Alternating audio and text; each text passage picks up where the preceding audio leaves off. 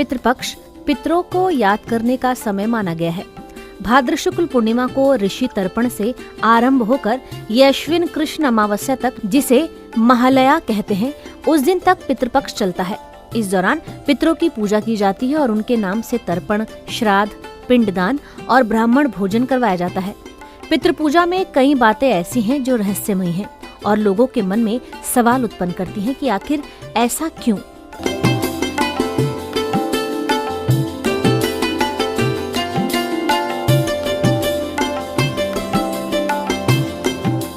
श्राद्ध का नियम है कि दोपहर के समय पितरों के नाम से श्राद्ध और ब्राह्मण भोजन करवाया जाता है।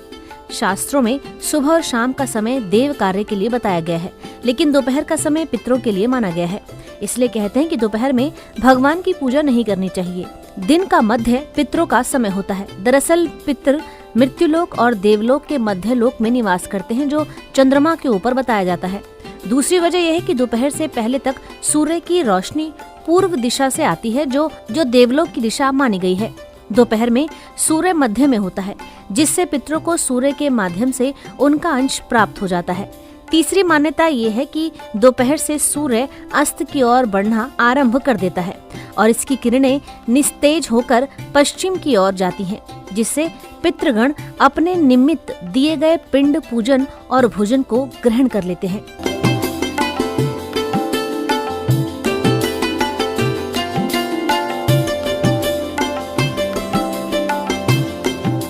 पितृपक्ष में पितरों का आगमन दक्षिण दिशा से होता है। शास्त्रों के अनुसार दक्षिण दिशा में चंद्रमा के ऊपर की कक्षा में पितृलोक की स्थिति है। इस दिशा को यम की भी दिशा माना गया है, इसलिए दक्षिण दिशा में पितरों का अनुष्ठान किया जाता है। रामायण में उल्लेख मिलता है कि जब दशरथ की मृत्यु हुई थी, तब भगवान राम ने स्वप्न में उनको दक्षिण दिशा की तरफ जाते हुए देखा था। रावण की मृत्यु से पहले त्रिजटा ने स्वप्न में रावण को गधे पर बैठकर दक्षिण दिशा की ओर जाते हुए देखा था।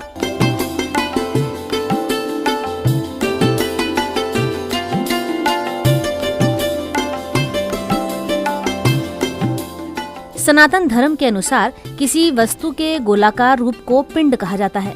शरीर को भी पिंड माना जा सकता है। धरती का भी एक पिंड रूप है। हिंदू धर्म में निराकार की पूजा की बजाय साकार स्वरूप की पूजा को महत्व दिया गया है, क्योंकि इससे साधना करना आसान होता है। इसलिए पितरों को भी पिंड रूप मानकर, यानी पंच तत्वों में व्यक्त मानकर उन्हें पिंडदान दिया जाता है। पिंडदान के समय मृतक की आत्मा को अर्पित करने के लिए चावल को पकाकर उसके ऊपर तिल, शहद, घी, दूध को मिलाकर एक गोला बनाया जाता है, जिसे पाक पिंडदान कहते हैं। दूसरा, जौ के आटे का पिंड बनाकर दान किया जाता है। पिंड का संबंध चंद्रमा से माना जाता है। पिंड चंद्रमा के माध्यम से पितरों को प्राप्त होता है। ज्योतिषीय मत ये भी है कि पिंड को तैयार करने में जिन चीजों का प्रयोग होता है, उससे नवग्रहों का संबंध है। इसके दान से ग्रहों का अशुभ प्रभाव दूर होता है। इसीलिए पिंडदान से दान करने वाले को भी लाभ मिलता है।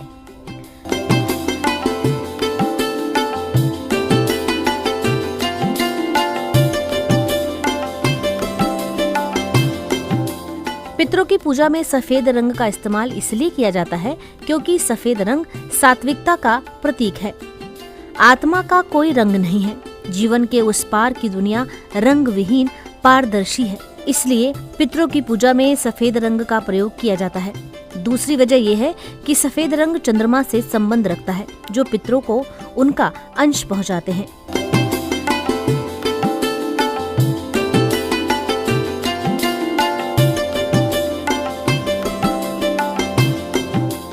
पुराणों के अनुसार व्यक्ति की मृत्यु जिस तिथि को हुई है, उस तिथि में उसका श्राद्ध करना चाहिए। यदि जिनकी मृत्यु के दिन ही सही जानकारी ना हो, उनका श्राद्ध अमावस्या तिथि को करना चाहिए। श्राद्ध मृत्यु वाली तिथि को किया जाता है। मृत्यु तिथि के दिन पितरों को अपने परिवार द्वारा दिए अन्न जल को ग्रहण करने की आज्ञा है। इसीलिए इस दिन पितृ कहीं भी किसी लोक में होते हैं, वे अपने निमित्त दिए गए अंश को वे जहाँ जिस लोक में जिस रूप में होते हैं